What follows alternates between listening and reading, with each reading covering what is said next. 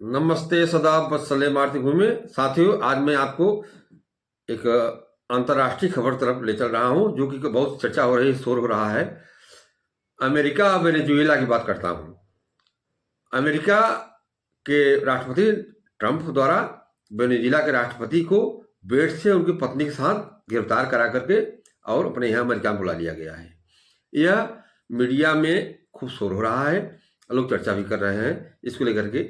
लेकिन इसका दूसरा पहलू क्या है, दूसरा पक्ष क्या है, उस संबंध में मैं आज जानकारी के लिए आपको ले चल रहा हूं और बताऊंगा कि आखिर वेनेजुएला में इस घटना का कारण क्या हुआ।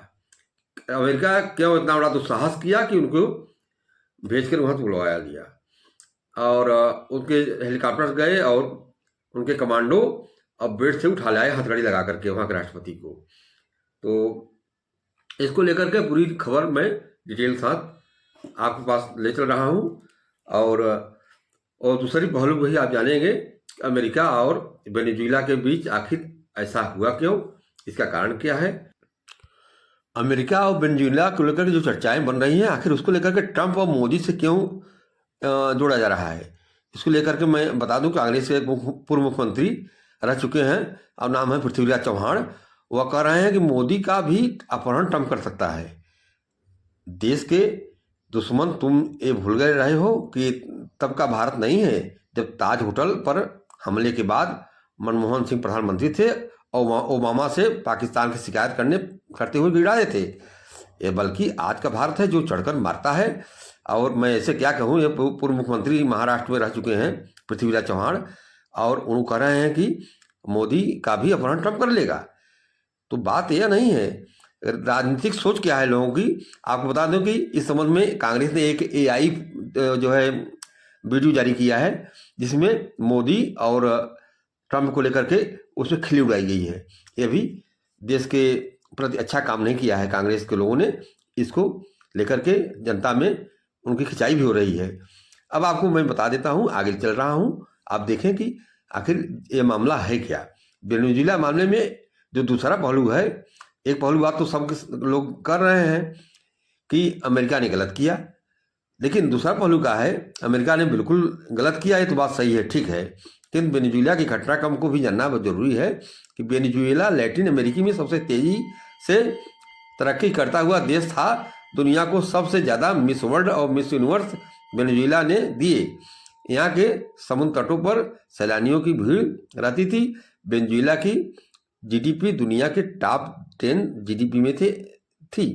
लोगों का सपना होता था कि वेनेजुएला में जाकर नौकरी करना, वहाँ रहना, फिर वहाँ एक अपने यहाँ जैसे एक युवा नेता हैं भारत में, विपक्ष के नेता हैं युवा, उन्हीं की तरह सोच का एक नेता वहाँ हुआ जिसका नाम था हुगो सावेज। उसने वेनेजुएला के लोगों को भड़काना शुरू किया। यह उद्योगपति देश को लूट रहे हैं। यह ठीक उसी तरह जैसे कि भारत में हमारे युवा ब्रांड के नेता एक हैं जो कि अंबानी अडानी का नाम लेकर के भारतीयों को भड़काते रहते हैं। इसी तरह का वेनेजुएला के हुगो सावेज ने भी वेनेजुएला के बड़े 8 तेल कंपनियों के मालिक का नाम लेकर अपने देश के लोगों को भड़काना शुरू किया। यह सभी तेल के कुएं उनको ही क्यों दिए जा रहे हैं। धीरे धीरे वेनेजुएला के लोगों को अंदर यह सोच आ गई कि हमारी सरकार खराब है। ये हुगो सावेज बड़ा अच्छा आदमी है। क्योंकि हुगो सावेज बार बार कहता था कि वेनेजुएला के पास इतना तेल है कि हम यह तेल का निर्यात कम करके अपने ही देश में बेचें तो हम आधे सेंट प्रति लीटर तेल बेच सकते हैं, और तेल की कमाई से हर परिवार को 10,000 बोलीवर, ये वेनेजुएला करेंसी को बोलीवर कहा जाता है, महीना तक दे सकते हैं। वेनेजुएला के लोग बड़े खुश हुए कि अगर हुगो सावेज सत्ता में आएगा तो बैठे बैठे 10,000 बोलीवर, वहाँ के मतलब वेनेजुएला करेंसी हर महीने मिलेगी। ठीक वही पैटर्न आपको बता दी जो यहाँ के जो युवा तुर्क नेता इसमें बने हैं विपक्ष के, और वो जो आए दिन कहते रहते हैं कि 1.5 लाख रुपए हर साल खटाखट खटाखट खटाखट जाएगा, वही स्थिति वहाँ की थी। हमें लगता है कि सिर्फ उसी की कॉपी अपने देश के युवा नेता भी कर रहे हैं। फिर वेनेजुएला के लोगों ने हुगो सावेज को चुन लिया। सावेज राष्ट्रपति बन गए। वह कम्युनिस्ट विचारधारा का था, शुरू में खूब सब्सिडी लागू किया, प्राइवेट कंपनियों को सरकारी बना दिया, उद्योगपति वेनेजुएला छोड़कर चले गए। उसके बाद उसने देश की जनता को खुश करने के लिए जनता के पैसे देना शुरू कर दिया। ठीक वैसे ही जैसे अपने देश में भी हो रहा है, कुछ आपको बुरा न लगे, जो फ्री में जो रेवड़ी बांटा जा रहा है, उसी तरह लोगों ने काम करना बंद कर दिया और बैठे बैठे खाने लगे। और स्थिति ये हो गई कि जिस तरह से भारत में मनरेगा के कारण गांव में मजदूर मिलना कम हो गए थे, उसी तरह वहाँ भी कामगार मिलना बंद हो गया।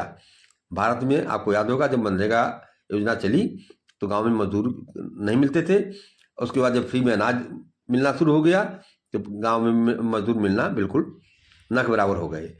उसी तरह वहाँ भी कामगार मिलने बंद हो गए। फिर जब देश की जीडीपी गिरने लगी, मुद्रा कमजोर होने लगी, निर्यात कम होने लगा, तब मुद्रास्फीति तेजी से बढ़ी। फिर आपको याद होगा कि अपने यहाँ के युवा तुर्क नेता, अब नाम आप जान जाएंगे, विपक्ष के नेता हैं, युवा मानते हैं बने को, ने एक बार कहा था कि हम ज़्यादा करेंसी नोट छाप कर और उसे देश के लोगों में बांटकर भारत को अमीर बना सकते हैं। ठीक वही बात एक बार रवीश कुमार, हमारे यहाँ के जाने माने पत्रकार हैं, ने भी कहा था। ठीक वही हुंगो सावेज ने किया। कभी मुझे लगता है कि राहुल गांधी हुंगो सावेज किसी जन्म से में कोई रिश्ता जरूर रहा होगा इनका, क्योंकि यह इस तरह की बात जो जैसे वहाँ के हुंगो सावेज करते थे, उसी तरह हमारे युवा तुर्क नेता भी करते हैं भारत के। धीरे धीरे वेनेजुएला की हालत ऐसी हो गई कि वहाँ 50 करोड़ बिलियन के करेंसी नोट जारी करने पड़े, फिर 10 अरब बिलियन के और करेंसी नोट, क्योंकि लोगों को एक बुलेट खरीदने के लिए ढेरों पैसे लेके जाना पड़ते थे। सड़क पर करेंसी नोट यूं ही बिखरते रहते थे। यह मात्र हुंगो सावेज, रवीश कुमार और अपने युवा तुर्क नेता की ही सोच सकते हैं। नोट तो एक कागज का टुकड़ा होता है। उसके बाद सावेज ने दुनिया भर के देशों में दुश्मनी लेना शुरू कर दिया, तेल के निर्यात पर प्रतिबंध लगा दिया, देश में धीरे धीरे सारी फैक्ट्रियां बंद हो गई, बेरोजगारी चरम पर पहुंच गई, सब कुछ बर्बाद हो गया। आज 80% वेनेजुएला के नागरिक कोलंबिया, अर्जेंटीना या ब्राजील में शरणार्थी बनकर रहते हैं।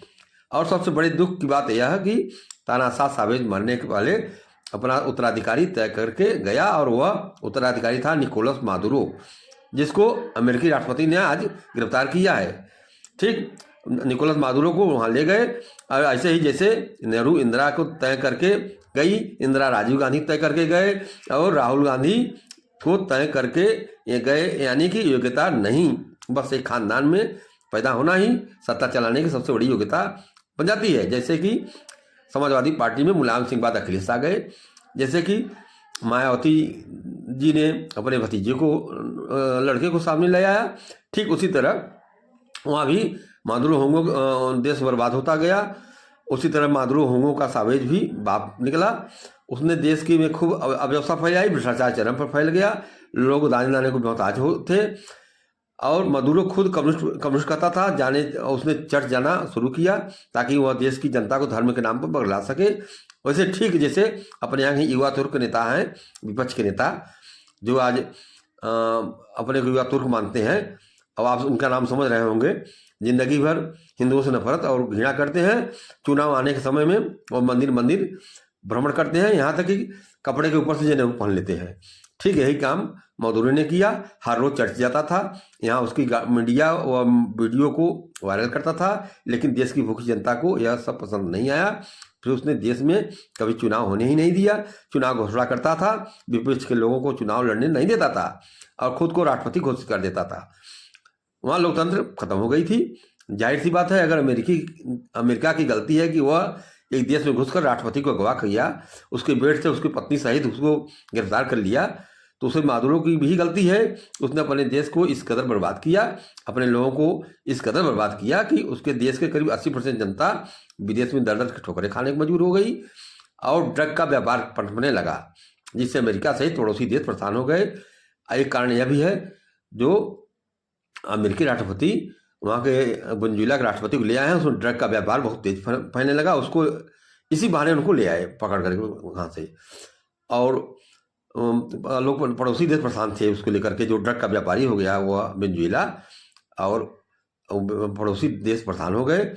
वेनेजुएला में चुनाव होंगे आगे, देश की जनता जिससे अपना राष्ट्रपति चुनेगी वो राष्ट्रपति बनेगा। अब वेनेजुएला फिर पहले की तरह तरक्की करेगा, यह उम्मीद की जा रही है। वेनेजुएला फिर पहले ही की तरह तरक्की करेगा। लेकिन आप लोग यह याद रखिएगा कि अपने यहाँ के युवा तुर्क नेता जैसे सोच वाला कोई पप्पू यदि भारत की सत्ता में आया तो भारत भी वेनेजुएला बन सकता है। आपको बता दें जैसे कि यूक्रेन के राष्ट्रपति जेलेंस्की भी राहुल का ही एक संस्करण है, जिसने अपनी सनक के कारण दूसरे के उकसाने पर रूस से युद्ध कर बैठा और देश को तो बर्बाद कर ही दिया, अच्छे खासे भूभाग से भी हाथ धो बैठा, आप जान रहे हैं। इसी तरह मैं बता दूं आपसे कि अपने यहाँ के जैसे युवा तुर्क नेता हैं, उल्लेख किया हूं मैं, अनायास नहीं है। देश जाए भाड़ में कुर्सी चाहिए, यही स्थिति वहाँ के पूर्व मुख्यमंत्री हैं महाराष्ट्र के, उन्होंने कहा कि मोदी का भी अपहरण ट्रम्प कर सकता है। अरे क्या बोल रहे हो भाई, आप पूर्व मुख्यमंत्री रह चुके हो, देश के एक जिम्मेदार व्यक्ति हो। अब देश का दुश्मन तुम ये भूल रहे हो कि ये तब का भारत नहीं है, अब भारत नया भारत है। आज भारत है जो चढ़कर मारता है, अब कोई सी हिम्मत नहीं जो भारत को वहाँ दिखा सके। तो मैं खबर या अंतर्राष्ट्रीय खबर थी जो कि आज सुर्खियाँ बनी हुई मीडिया में आप सामने मैं प्रस्तुत किया हूँ। मेरे इस खबर बताने का मकसद नहीं था कि मैं किसी को नीचा दिखाऊं। एक खबर में जिसका नाम आया होगा, बात आया होगा, वह एक खबर थी जो कि चर्चा में चल रहा है, उस संबंध में मैं आप सामने प्रस्तुत किया हूं। मुझे उम्मीद है कि आप इसे जरूर पसंद करेंगे, अपना सुझाव भी मुझे कमेंट बॉक्स में देंगे। और नमस्कार।